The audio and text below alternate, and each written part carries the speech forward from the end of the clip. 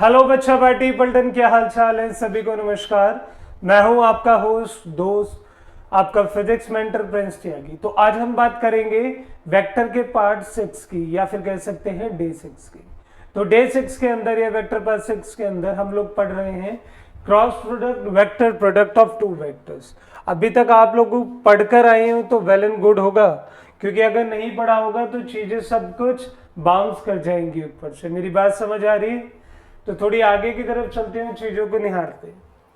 देखिए, ये हमारी इंस्पिरेशन है, तो जय हो नीम करोली वाले बाबा। थोड़ा आगे चलते हैं। Vector product of two vectors basically होता क्या है, किस तरीके से देखते हैं, सब चीजों के बारे में बात करेंगे। अगर मैं आप लोगों से कहने लगूं कि अभी तक आपने वेक्टर पढ़ा है, टाइप्स ऑफ वेक्टर पढ़ा है, उनके फंक्शन पढ़े हैं, उनके एडिशन, सब्सट्रैक्शन, मल्टीप्लिकेशन, तो मल्टीप्लिकेशन का सेकंड पार्ट ही है वेक्टर प्रोडक्ट।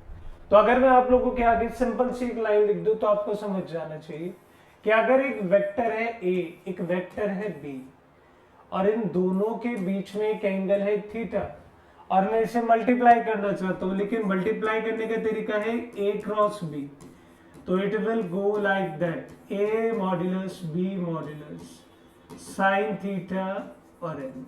क्लियर है? बात समझ होगी? अगर मैं इसे ध्यान से देखूं तो मुझे यहां से कुछ दो बातों का नजरिया है जो आपको समझना पड़ेगा। बेटा देखो, यहां पे जो n है, n का मतलब है यूनिट वेक्टर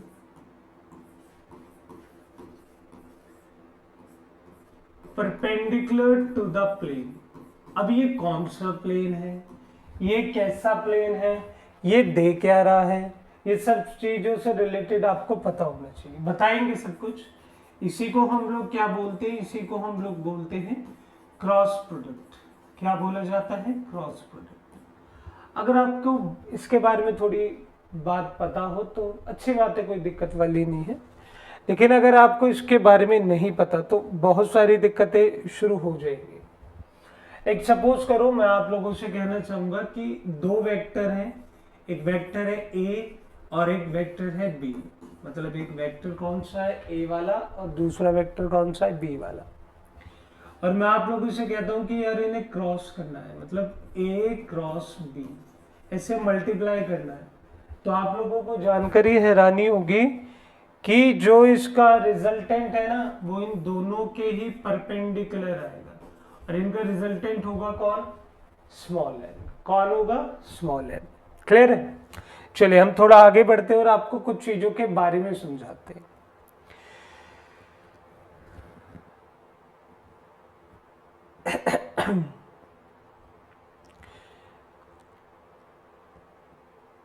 देखो, इंपॉर्टेंट पॉइंट पढ़ो सबसे पहले। सबसे पहला जो इंपॉर्टेंट पॉइंट आप पढ़ सकते हो वो ये कहता है कि जो इन दोनों का क्रॉस होता है वो एक दूसरे के एंटी क्या होता है? एंटी कॉम्यूटेटिव होता है। देखो ध्यान से, इसे बोला जाता है एंटी कॉम्यूटेटिव। एंटी कॉम्यूटेटिव का मतलब होता है कि a cross b is not equal to b cross a. इतनी बात पता है। दूसरी बात, अगर मैं आपको ऐसे लिख के दूं कि ए क्रॉस बी प्लस सी, तो यहां पे हम लोग इसे कैसे लिख सकते हैं? ए क्रॉस बी प्लस ए क्रॉस सी। मतलब ये डिस्ट्रीब्यूटिव है ओवर एडिशन। मतलब जब कभी इसे एडिशन में देखते हैं तो ये डिस्ट्रीब्यूटिव हो जाता है। ये इंपॉर्टेंट पॉइंट है, अपने दिमाग में आप लोग डाल के चलेंगे। क्लियर? अभी तक हम क्या देख के आए थे कि ये कॉम्यूटेटिव होते थे। ठीक है, थोड़ा सा आगे की तरफ चलते हैं। भाई थर्ड पॉइंट की बात करूं तो अभी आप लोगों ने क्या सीखा है कि a cross b is equal to A B sine theta n cap. अगर मैं आप लोगों से तीन बातें बोलूं कि देखो भाई, थीटा की वैल्यू जो है वो 0 है, तो आपके दिमाग में क्या पॉइंट आता है कि जो साइन 0 होता है वो भी कितना होता है? 0 होता है। अगर मैं साइन 0 की वैल्यू यहाँ पे डाल दूं तो ध्यान से देखना, a क्रॉस b की वैल्यू भी कितनी हो जाएगी? a क्रॉस b की वैल्यू भी 0 हो जाएगी। Hence we can say that, क्या कह सकते हैं कि जब कभी दो वेक्टर आपस में पैरेलल होंगे और इन दोनों के बीच में 0 एंगल होगा। तो मैं ये भी बता सकता हूं कि यदि आपको किसी का पैरेलल कंडीशन फॉलो अप करनी है, जैसे पीछे वाले केस में डॉट प्रोडक्ट में, आपको याद है कि डॉट प्रोडक्ट के केस में हम क्या करते थे कि जब भी a डॉट b की वैल्यू 0 आती थी तो मैं कहता था कि a vector is perpendicular to क्या, b वेक्टर। लेकिन यहाँ पे हम लोग क्या कह रहे हैं कि जैसे ही a क्रॉस b की वैल्यू 0 आ रही है, क्यों, थीटा 0 है, तो दोनों एक ही डायरेक्शन में जा रहे हैं, तो दोनों क्या है, पैरेलल, मतलब ये पैरेलल की कंडीशन को फुलफिल कर रही है। थोड़ा आगे बढ़ते, हम लोगों ने देखा कि 90 डिग्री पार्ट पे, तो मतलब साइन 90 की बात करें तो साइन 90 की बात कितनी होती है, 1। तो मैं कह सकता हूं कि a cross b would be equal to A B sine 90, है ना। तो यहां से कितना होगा कि a क्रॉस b की वैल्यू ए बी हो जाएगी, या फिर आप कह सकते हैं इट वुड बी मैक्सिमम। उस केस में कब मैक्सिमम होता था, जब 0 आता था। इस केस में कब मैक्सिमम होगा, जब ये 90, मतलब ये दोनों कितने डिग्री पे रखे होंगे भाई, दोनों डिग्री पे रखे होंगे 90 डिग्री पे। क्लियर। इसका थर्ड पार्ट देख लो, थर्ड पार्ट क्या कहता है तुमसे, वो भी इच्छुकता के साथ पढ़ो। थर्ड पार्ट तुमसे ये कहेगा कि थीटा की वैल्यू 180 डिग्री है, और आप लोगों को पता है कि थीटा की वैल्यू जो 180 डिग्री डालेंगे तो वी कैन से दैट कि ए इधर जा रहा है एंड बी इधर जा रहा है, तो दोनों ने कितना बनाया, 180। So both are anti parallel. What, both are anti parallel. Clear है, ये 3 कंडीशन है जो इंपॉर्टेंट है। थोड़ा आगे चलते, अब मेरे बाद में थोड़ी खुराफात आई मेरे दिमाग के अंदर, मैंने आप लोगों को बताया कि भाई फोर्थ पार्ट के अंदर आप लोग कुछ इस तरीके से अपने दिमाग में डाल लेना कि देखो इंपॉर्टेंट पार्ट है, टिक करके चलना। A cross b is equal to कितना, a B sine theta theta ना एन कैप। यहां से 2 तरह की फंक्शन निकल सकते हैं। आप कह सकते हैं कि साइन थीटा की वैल्यू कितनी हो सकती है, sine theta can be what, it can be A cross B upon में कितना, ए मॉड्यूलस बी मॉड्यूलस, और ये पूरा मॉड्यूलस के अंदर। इस लाइन को समझ लेना, ए क्रॉस बी का मॉड्यूलस है और यहाँ पे ए का अलग है, बी का अलग है। मेरी बात समझ आ गई। और यही से एक दूसरी बात, कल को आप लोगों से एन कैप की वैल्यू पूछने लगे तो ये भी समझ लो। आप इसे लिख कैसे सकते हो भाई, इसे लिखने का एक और तरीका है ना, a cross b is equal to a cross b का मॉड्यूलस एन कैप। मेरी बात समझ रहे हो। तो ये वाली वैल्यू को ही तो रिजॉल्व करके देखना, तो हम लोगों ने कैसे रिजॉल्व करा, ए क्रॉस बी अपॉन में ए मॉड्यूलस बी मॉड्यूलस। मेरी बात समझ आ गई, दोनों में डिफरेंस है और जमीन आसमान का अंतर है। यहाँ पे क्रॉस करने के बाद उसका मैग्नीट्यूड निकालना है, यहाँ पे क्रॉस करके वैल्यू आई जे के की टर्म्स में लिखनी है। कैसे, अगर आप शायद भूल चुके हैं तो मैं आपको बता देता हूँ कि लाइक सपोज करो आपके पास एक वेक्टर है ए और इसकी वैल्यूज है ए एक्स आई प्लस ए वाई जे प्लस ए जेड के, और b की क्या है, बी एक्स आई प्लस बी वाई जे प्लस बी जेड के। मेरी बात समझ आ रही है सभी को। तो मैं यहां से ये कह सकता हूं कि मुझे क्रॉस करने का कोई बहुत बड़ा काम नहीं दिया आप लोगों ने। सिंपल सी बात है कि a क्रॉस b को जब क्रॉस करना होगा तो मैं मैट्रिक्स बनाऊंगा, और मैट्रिक्स कैसे बनाते हैं, आई जे के, और वैल्यू लिख देना कौन कौन सी, a x a y a z b x b y b z. मेरी बात समझ आ गई। तो आप यहां से इसे सॉल्व करके, अगर सॉल्व ना करना आता हो तो सॉल्व करना भी सीख लो, क्योंकि वो भी इंपॉर्टेंट है। ये देखो भाई, सॉल्व करने का क्या तरीका होता है। लाइक सपोज करो मुझे आई की वैल्यू निकालनी है, तो मैं आई वाले पार्ट पे ऐसे हाथ रखूंगा, आई कैप लिखूंगा, इन दोनों को मल्टीप्लाई कर दूंगा, मतलब ए वाई बी जेड माइनस कितना ए जेड बी वाई। क्लियर है? हाँ, अगर मुझे जे की निकालनी है, लेकिन जे निकालने से पहले मैं क्या करूंगा, माइनस जे लिख दूंगा। फिर वही खेल, यहां पे इसे हाइड कर लूंगा, इन दोनों को मल्टीप्लाई करूंगा तो कितना आएगा, a x minus, oh sorry, a x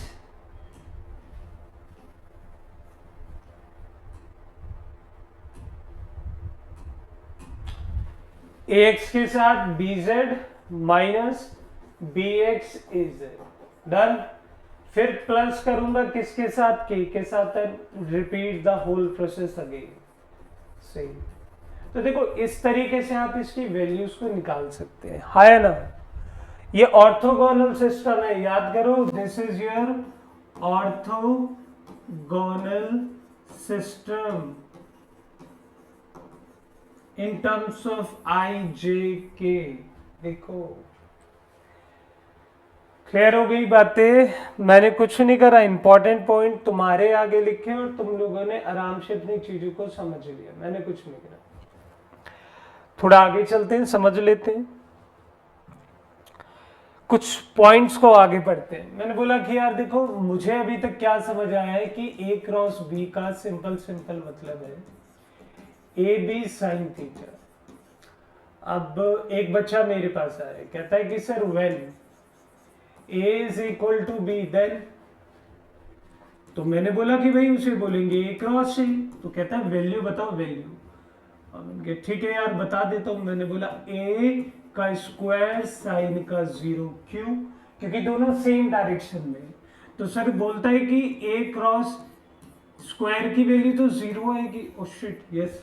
देखो क्योंकि दोनों साइन 0 की वैल्यू कितनी है, 0। तो मैं यहां से एक बात निकाल सकता हूं। वो बात क्या है? क्या आप लोगों को सबको पता है कि एक ए नाम के वेक्टर के साथ 3 तरीके के यूनिट वेक्टर होते हैं, आई, जे और के। तो लेट, अगर मैं आप लोगों से कहता हूं कि मुझे कल को आई क्रॉस आई चाहिए, तो आप इसके रेफरेंस में वैल्यू कितनी बता दोगे, 0। आप कहते हो कि सर जे डॉट जे चाहिए, वैल्यू कितनी है, 0। के डॉट के चाहिए, वैल्यू कितनी है sir, 0। Isn't it brilliant? Sir थोड़ा सा अलग चलते हैं। मैं कहता हूं कि आपको बताना आई क्रॉस जे, तो आप कहोगे सर के। हाउ इज दैट पॉसिबल कि मैं आई क्रॉस जे को के बता रहा हूं? बताऊंगा सर, के क्रॉस आई की वैल्यू कितनी, जे, और जे क्रॉस आई की वैल्यू,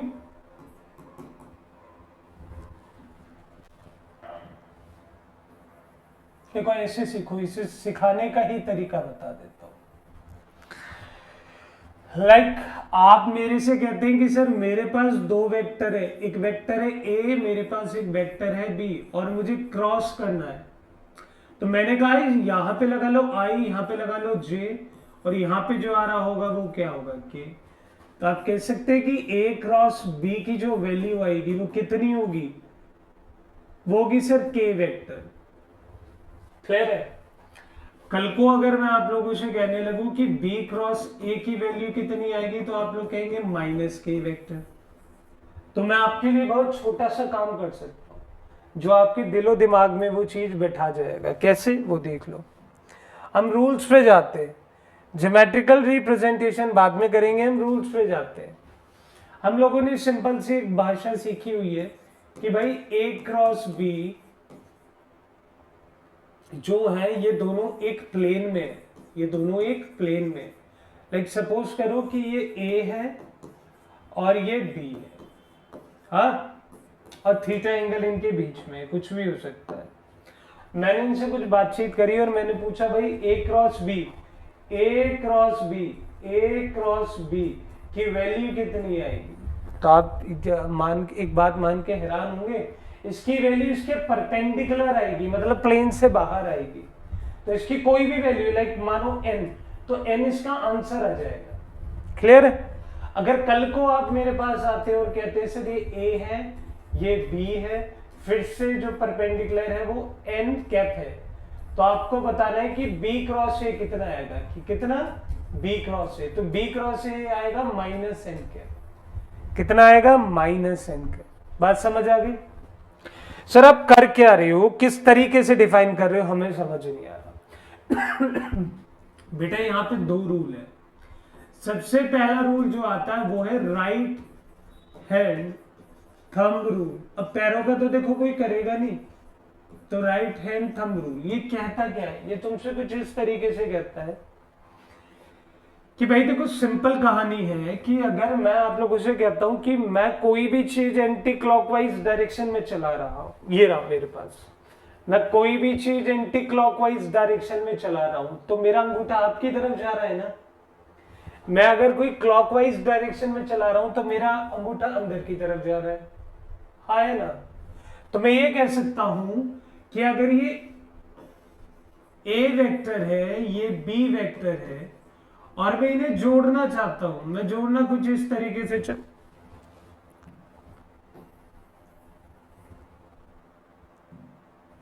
मैं कुछ इस तरीके से जोड़ना चाहता हूं कि यार ये ए है, ये बी है, और इसे ऐसे घुमा दो। अब दिमाग में बात क्या आई, मैंने कैसे घुमाया, ऐसे। तो इस वाले को पॉजिटिव मान लो कि यहां पे जो इसका रिजल्टेंट आ रहा होगा, ए क्रॉस बी का जो रिजल्टेंट आ रहा होगा वो पॉजिटिव है ऊपर की तरफ। अंदर की तरफ जब हम जाएंगे और इसे कुछ इस तरीके से घुमा देंगे कि ये बी है और ये ए है, तो इसका रिजल्टेंट कहां जा रहा होगा, सोच के देखो, ऐसे है तो कहां जा रहा होगा, अंदर की तरफ। तो राइट हैंड थंब रूल ही तो हो गया, तो इसका रिजल्टेंट कहां जा रहा होगा भाई, अंदर की तरफ। बात समझ आ गई। सेकंड भी है, सेकंड कहता है स्क्रू रूल। स्क्रू क्या कहता है भाई, देखो स्क्रू देख लो, दूसरा देख लो, स्क्रू ऐसे है कुछ इस तरीके, इस पे लाइन पड़ी होगी। अगर मैं किसी चीज को इसे स्क्रू को खोल रहा हूं तो वो अंदर की तरफ जा रहा है ना, मतलब ऐसे घूम रहा है। तो आप अपने बात में दिमाग डालो कि एंटी क्लॉकवाइज है तो कहां जा रहा है डायरेक्शन, अंदर की तरफ। और अगर क्लॉकवाइज है तो डायरेक्शन कहां आ रहा है, बाहर की तरफ। मेरी बात समझ रहे हैं, कहां आ रहा है, बाहर की तरफ। यहां कहां जा रहा है, इन, यहां कहां जा रहा है, आउट। क्लियर आ गई बात समझ। तो मैं आप लोगों से एक बात कह सकता हूं जो आप अपने दिमाग में फिट कर लो, लिख लो कहीं पे, क्या है वो बात, और अच्छे से लिख लेना। मैं कहता हूं कि अगर यहां पे आई क्रॉस है, यहां पे जे है, और यहां पे के है, हाँ, और आप इसे इस तरीके से चला रहे हैं, क्लॉकवाइज डायरेक्शन में ऐसे चला रहे हैं, तो ये सब कुछ प्लस होते जाएंगे, सब कुछ प्लस होते जाएंगे। मतलब क्या, ये कह रहा है कि अगर आई को जे के साथ मल्टीप्लाई कर रहे हो तो क्या मिलेगा प्लस होके, के को जे के साथ मल्टीप्लाई कर रहे हो, क्रॉस प्रोडक्ट कर रहे हो, आई के साथ कर रहे हो, तो क्या मिलेगा, जे। देख कितना इजी है ना। अगर जे के को साथ कर रहे हो तो आप लोगों को क्या मिलेगा, आई। ये बात अपने दिमाग में बैठा लो। क्लियर है। यहां पे अगर मैं आई लिख देता हूं, यहां पे मैं जे लिख देता हूं, यहां पे के लिख देता हूं, और इसे कुछ इस तरीके से घुमाना चालू कर दो, तो यहां पे नेगेटिव, यहां पे नेगेटिव और यहां पे नेगेटिव। सर क्यों भाई, याद करो ना वो रूल कि यहां पे जो प्रोसेस है वो अंदर की तरफ नेगेटिव जा रहा है, बाहर की तरफ पॉजिटिव आ रहा है। तो आप कह सकते हैं कि यहाँ पे वैल्यू कितनी आएगी, ये कह देगा कि कल को जे क्रॉस आई कर रहे हो तो माइनस के कैप मिलेगा, के क्रॉस जे कर रहे हो, के क्रॉस जे कर रहे हो तो माइनस आई कैप मिलेगा। मेरी बात समझ आ रही है। और आई और के कर रहे हो, आई कैप क्रॉस के कैप कर रहे हो तो माइनस जे कैप मिलेगा। ये देखो, अगर तुम्हें अब भी ना समझ आया हो ना, मेरे पास एक और ट्रिक है। मेरे पास ट्रिक जो है वो तुम्हें अच्छे से समझा देगी। वो तुमसे ये कहेगी कि देखो यहां पे तुम्हारे पास है y एक्सिस, यहां पे तुम्हारे पास है x का एक्सिस, और सपोज करो यहां पे एक वेक्टर है a नाम का, यहां पे वेक्टर है b नाम का, है या नहीं। और आपसे कहने लगे कि इन दोनों के बीच में थीटा है, और मैं कहता हूं कि a क्रॉस b की वैल्यू कितनी आएगी, मैंने जनरली पूछ लिया। तो भाई a क्रॉस b की जो वैल्यू आएगी वो आपके दिमाग में कैसे चल रही है कि a क्रॉस b, तो अंगूठा मेरी तरफ जा रहा है और भाई जो मेरी तरफ आ रहा है, जो मेरी तरफ आ रहा है वो प्लस जेड है ना। तो ये कह सकता हूं कि a प्लस बी की जो वैल्यू आ रही होगी वो प्लस जेड का रिजल्टेंट है। कल को मैं आप लोगों से कहने लगूं कि भाई मुझे ये नहीं चाहिए, मुझे चाहिए b क्रॉस ए। क्या चाहिए? b क्रॉस ए। तो भाई b क्रॉस ए की बात देखो ध्यान से, मैं चाहता हूं b क्रॉस ए चाहिए, तो कुछ इस तरीके से घुमाना है, ऐसे ऐसे स्क्रू को टाइट करो तो वैल्यू रिजल्टेंट कहां? अंदर। तो ये कितना हो जाएगा? माइनस जेड, मतलब अंदर की तरफ इसका रिजल्टेंट आएगा minus Z, minus Z axis की तरफ जा रहा है। तो देखो यही तो है, क्लियर है ना। ये कब पॉसिबल है सर? ये तब पॉसिबल है कि ये तीनों ही तीनों आपको पता है ऑर्थोगोनल सिस्टम, आई जे के अलग अलग है। तो अगर इन दोनों का रिजल्टेंट देखना हो तो ये देखो, अगर इन दोनों का रिजल्टेंट देखना हो तो के है ना, मतलब आई क्रॉस जे का रिजल्टेंट यहां से देख रहे हैं तो कितना आ रहा है? के। और अगर अपोजिट कर दूं, अपोजिट कर दूं तो सर अपोजिट करने पे कितना आएगा? माइनस के। तो ये दोनों वैल्यू आपके सामने, बात समझ आ गई। अब आती है ज्योमेट्रिकल रिप्रेजेंटेशन की बात। ज्योमेट्रिकल रिप्रेजेंटेशन तुम लोगों से क्या कहती है, जरा उस बात को समझ लो भाई। ज्योमेट्रिकल रिप्रेजेंटेशन की बात अगर मैं आपसे करूं, एक geometrical interpretation of vector product, आपके सामने अगर मैं ये कहता हूं कि एक पैरेललोग्राम लिखा है, पैरेललोग्राम, एक वेक्टर है ए नाम का, एक वेक्टर है बी नाम का, क्लियर है, और ये इनका ओरिजिन है। भाई सोच के देखो कि अगर मैंने यहाँ पे एक 90 डिग्री ड्रॉप करा, क्या करा? 90 डिग्री ड्रॉप करा, इसे P मान लो, OP QR, और इसे मान लो T। तो मैंने OT सॉरी PT क्या बना दिया? एक परपेंडिकुलर बना दिया।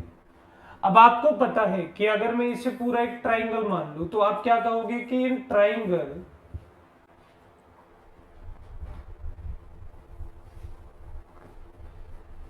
क्या कहोगे कि इन ट्राइंगल POR, कौन सा ट्राइंगल? POR। तो भाई POR के अंदर इसका एरिया कितना होगा? तो एरिया कितना होता है? Half into base into height. तो अगर हम बेस की बात करें तो बेस कितना हो गया? OR, और हाइट की बात करें तो कितनी हो गई? PT। OR की जगह मेरे पास वैल्यू रखी हुई है, कितनी है? OR की जगह रखी हुई है A वेक्टर। PT की जगह क्या होगा? ध्यान से देखना, दोनों के बीच में थीटा डिग्री एंगल है। तो अगर मैं ध्यान से देखूं तो P को मैं रिजॉल्व कर सकता हूं, कैसे? P cos थीटा, और इधर आ जाएगा कितना? P sin theta. तो आप कुछ इस तरीके से समझो ना, PT की वैल्यू कितनी आ गई?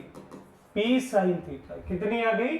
P sin theta. तो यहां पे आएगा B cross sin theta, clear है। और आप इसे ध्यान से देखो, ये वैल्यू का मतलब है half A vector cross B vector. तो यह आप लोगों को इतनी बात बताता है कि जब आपको एरिया ऑफ ट्राइंगल चाहिए होता है तो आप करते हैं A क्रॉस B, लेकिन वहां पे A और B आपस में क्या होनी चाहिए? उसकी साइड्स होनी चाहिए। इसे लिख लेना कहीं पे, इंपॉर्टेंट पॉइंट है। दूसरा, आपको पता है कि एरिया ऑफ ट्राइंगल यदि डबल कर दे तो एरिया ऑफ पैरेललोग्राम आ जाता है, क्लियर है। तो मैं यहां से कैसे लिख सकता हूं? डायरेक्ट लिख दूंगा, मैं लिख दूंगा A cross B vector is equal to area of parallelogram, है ना। बात समझ आ गई। लेकिन यहां पे A और B इसकी क्या है? A और B इसकी साइड है। लेकिन अगर कल को क्वेश्चन आता है कि आपको एरिया ऑफ पैरेललोग्राम निकालना है जहां पे A और B उसके डायगोनल्स है, क्या है? डायगोनल्स है, मेरी बात समझ आ रहा है? क्या है इसके डायगोनल्स? तो क्वेश्चन का आंसर क्या निकलेगा? Half a cross b cross upon b. इन तीनों बातों को अपने दिल दिमाग में बैठा लेना मेरे बच्चा, क्योंकि अगर ये बातें नहीं समझ आई, कुछ नहीं है। एरिया ऑफ ट्राइंगल निकाल के दिखाया है ना मैंने, यहां देखो एरिया ऑफ ट्राइंगल निकाल के दिखाया है, जब ए और बी उसकी साइड थी तो ये फॉर्मूला यूज होगा। पैरेललोग्राम को पता है कि एरिया का जो डबल होता है वही पैरेललोग्राम का एरिया होता है, तो हमने यहाँ डबल कर दिया, ए क्रॉस बी आ गया, लेकिन ए बी इसकी साइड होनी चाहिए। लेकिन जब ए और बी उसके डायगोनल होंगे तो उसका फॉर्मूला क्या होगा? हाफ ए क्रॉस बी, मतलब ट्राइंगल और का और इसका फॉर्मूला सेम है। चलिए न्यूमेरिकल्स पे आते हैं। सबसे पहला जो न्यूमेरिकल आपके आंखों के सामने लिखा है वो आपको क्या कहता है? वो कहता है कि भाई देखो, दो तरीके के वेक्टर हैं आपके सामने। एक क्वेश्चन है, show the vectors a is equal to 2i cap minus 3j cap minus k cap, और दूसरा b equal to minus 6i cap plus 9j cap plus 3k cap are parallel. मतलब दो vector को parallel दिखाना है। अभी थोड़ी देर पहले ही बात हो रही थी, क्या बात हो रही थी? कि अगर दो चीजों को पैरेलल दिखाना है तो उनके क्रॉस प्रोडक्ट को क्या करके दिखा दो? उनके क्रॉस प्रोडक्ट को 0 कर दो। तो अगर इनकी बात करें तो मैं इनके क्रॉस प्रोडक्ट को लिख तो लूं पहले। मैं लिखूंगा यहाँ पे आई कैप मैट्रिक्स बनाओ, क्योंकि क्रॉस निकालने का तरीका ही यही है, पता है ना? ये कंडीशन है भाई, ये इसकी कंडीशन है। ये रही ए क्रॉस बी निकालने का कंडीशन यही है। तो पहले का लिखो 2, दूसरे में कितना आएगा? -3, और तीसरे वाला कितना है? -1। अरे ये वैल्यू लिखनी सिखाई थी ना। b की वैल्यू -6, यहाँ पे 9 और यहाँ पे 3। चलो निकाल के देखते हैं कैसे निकलती। भाई मुझे आई कैप निकालना है, तो आई कैप कैसे मैट्रिक्स सॉल्व होता है? -3 कितना? 9, और ये कितना हो गया? +9, ठीक है। फिर आता माइनस k कैप, तो माइनस k कैप के लिए हाथ रखो, 3 × 2 6, फिर 1 - 6 कितना हो गया? प्लस और माइनस का साइन बीच में, प्लस k कैप की बात करें तो k कैप में यहां हाथ रखा तो 2 × 9 18, -3 - 6 तो आएगा प्लस का, लेकिन माइनस का साइन लग जाएगा, तो 18 - 18। ध्यान से देखो, तीनों कैंसिल होके वैल्यू कितनी ला रहे हैं? 0। Hence both are parallel. हमने प्रूव करके दिखा दिया। मेरी बात समझ आ गई? हम थोड़ा आगे चलते हैं। हमने यहाँ पे क्या देखा? The area of a parallelogram whose adjacent side. देखो क्वेश्चन आ गया कि एक पैरेललोग्राम है जिसकी साइड कुछ इस तरीके से वेक्टर से रिप्रेजेंट की गई है, उनका एरिया बता दो। याद करो, मैंने अभी तुम्हें पीछे बताया है कि अगर आपको एरिया ऑफ पैरेललोग्राम लिखना है और ए और बी उनकी साइड है, क्या दे रखी है?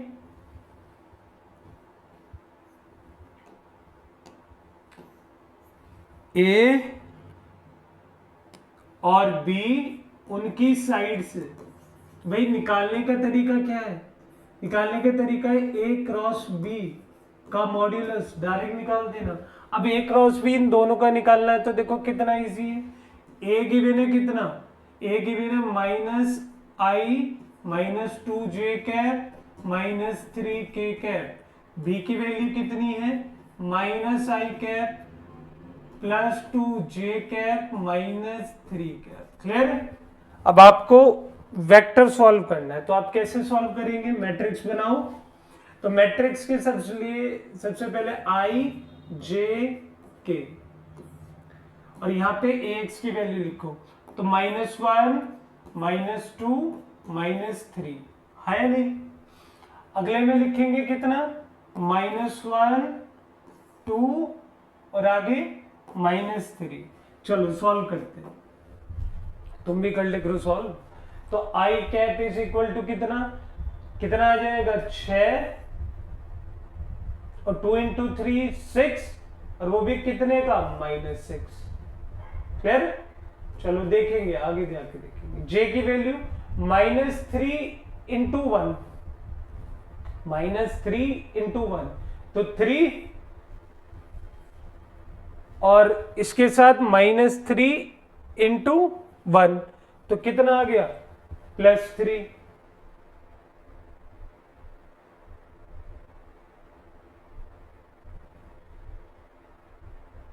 कुछ पेचीदा चल रहा है, चलो जो भी होगा देखेंगे। तो मैंने क्या करा, -1 -3 तो 3 आ गया, 3 - 1 कितना आ गया, मल्टीप्लाई करके 3 और -3।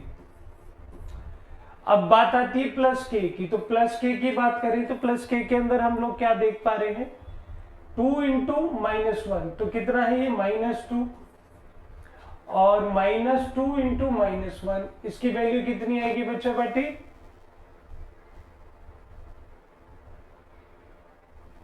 -2।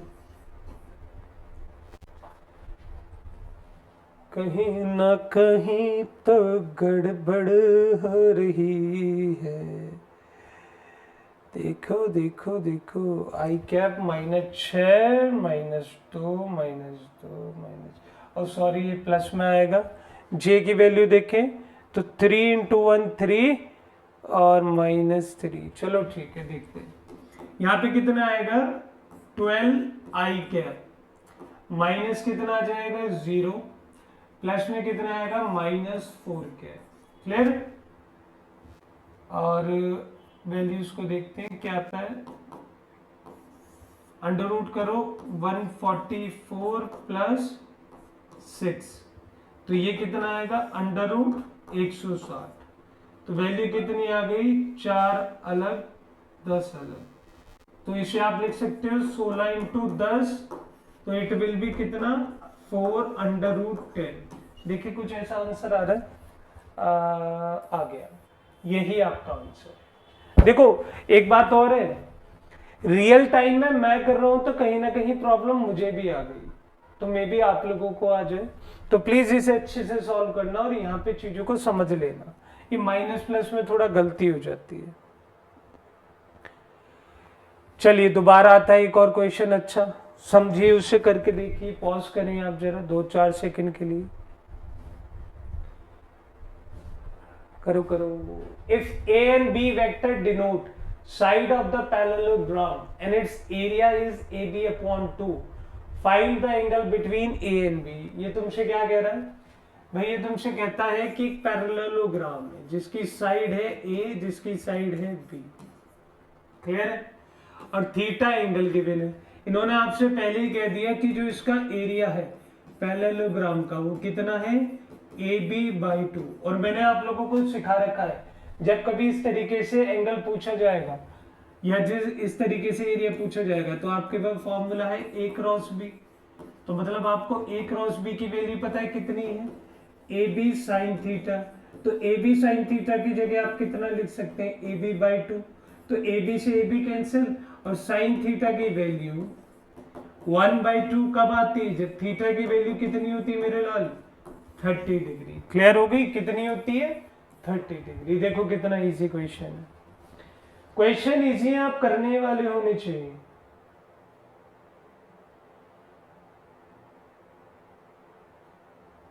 क्लियर है, चलिए